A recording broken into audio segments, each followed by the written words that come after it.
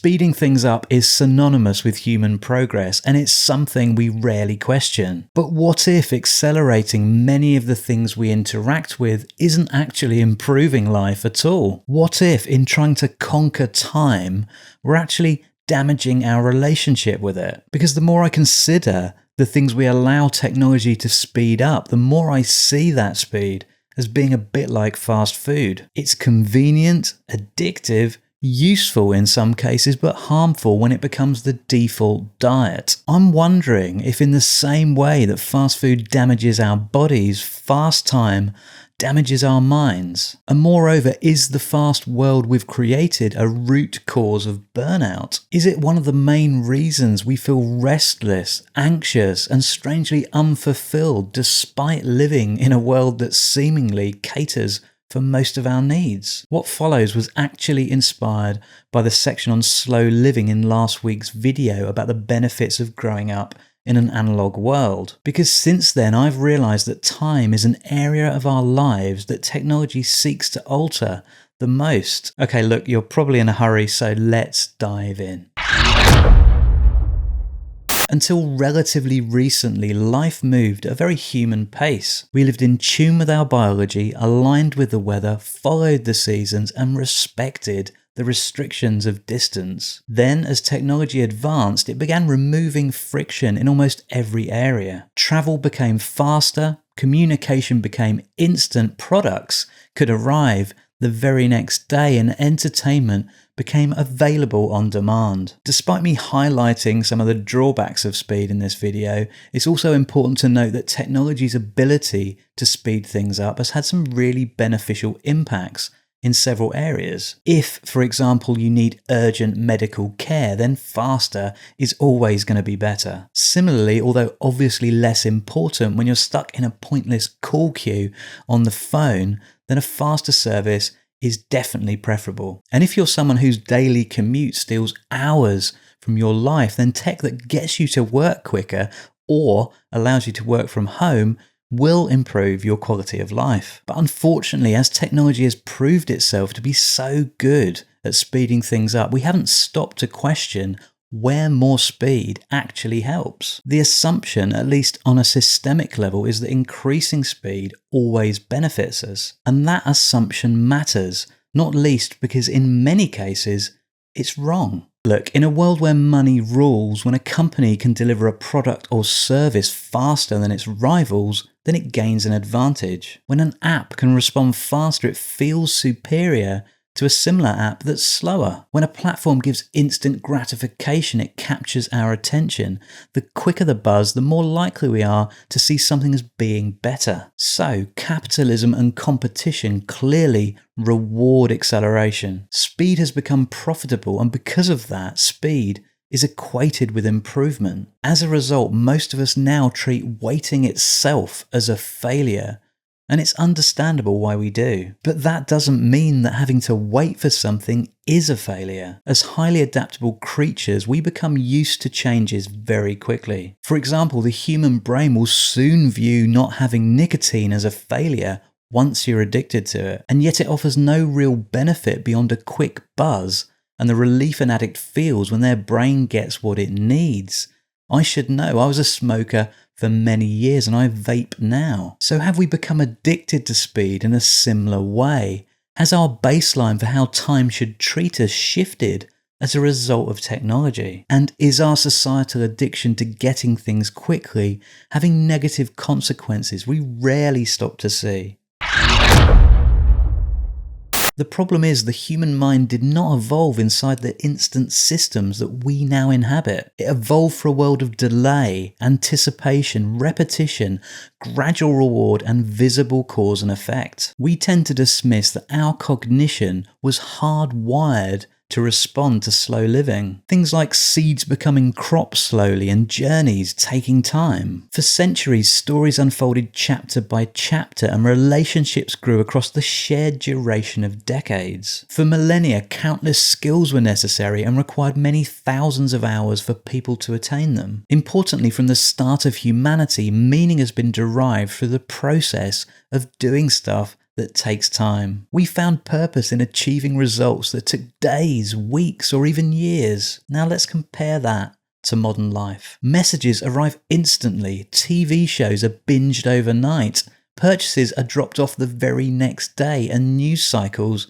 well, they reset hourly. Even the slightest hint of boredom is interrupted within seconds. As I said, we're incredibly plastic creatures, and so to an extent our nervous systems have adapted to this. But the problem is, in an ideal world, we should be flourishing, not adapting, because when life moves faster than our minds can properly digest, we're much more likely to feel psychologically unsettled. We're busy but empty, stimulated but unfulfilled, connected but detached. Yes, of course, we save time, but we're crushing our experience of living within it. Too few people recognize this, and even fewer could pinpoint why we prize speed so highly. So as I said, I see fast time as being similar to fast food. It's convenient and immediately satisfying, but it doesn't properly nourish us in the long term. Ultimately, I think we need to reflect on the impact fast time is having, looking beyond its immediate benefits to examine what it's actually stealing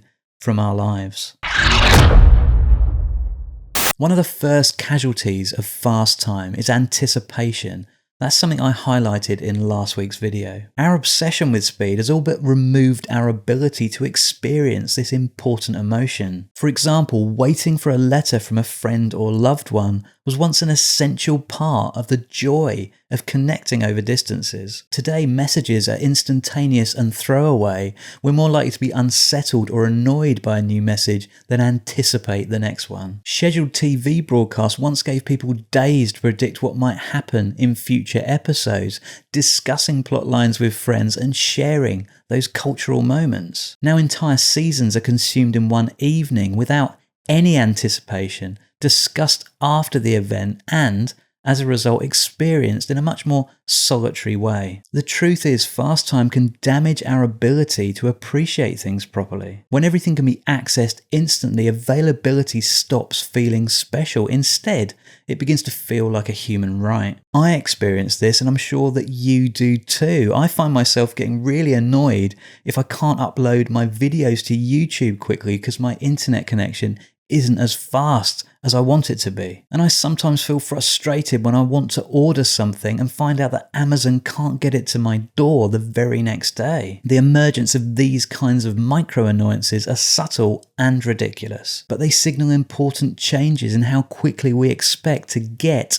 what we need or want. In addition, technology's power to speed up production has altered our relationship with value, because when effort and patience disappears, our relationship with value inevitably changes. Think about knitting a jumper versus ordering one online. The first is embedded with time, visible labour, decisions, and skill. It takes longer to travel from wanting to getting, but the end value is substantial. The second is judged by a lack of effort and shipping speed. Its value exists on a surface level. That is basically fast fashion. Gardening is another great example. You can't optimize a rose into producing a flower instantaneously. Nature still works on a timetable completely opposed to our fast-paced human world, which is exactly why many people find gardening so calming. We have to align ourselves with its slowness. Slow activities reconnect us with comprehensible time,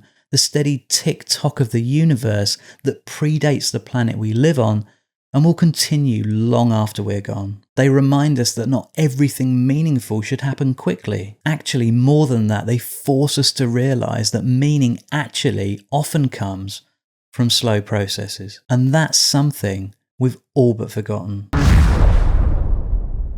I'm not trying to convince you that all speed is bad. It isn't. Applied in the right areas, acceleration reduces suffering, removes drudgery, and genuinely improves our lives. But I think speed should be viewed as a specific tool and not the answer to everything. In the same way that a hammer can help you to build a house, but when applied everywhere without any thought, it's going to cause irreparable damage. Maybe the most contented people in the future won't be those who go the fastest. Maybe true contentment will be found in those who have learned the value of slow living. Because in a world that's forcing us to live at lightning speed, slowness can become increasingly inviting. When speed is the default, we begin to feel the need to return to a gentler pace of living, one that our bodies and minds were designed for. And perhaps one of the greatest rebellions of the modern age will be refusing to rush through life, embracing anticipation, leaning into patience, and immersing ourselves in the reassuring restrictions that the physical world naturally applies. So tell me, do you feel the pressures of fast time in your life?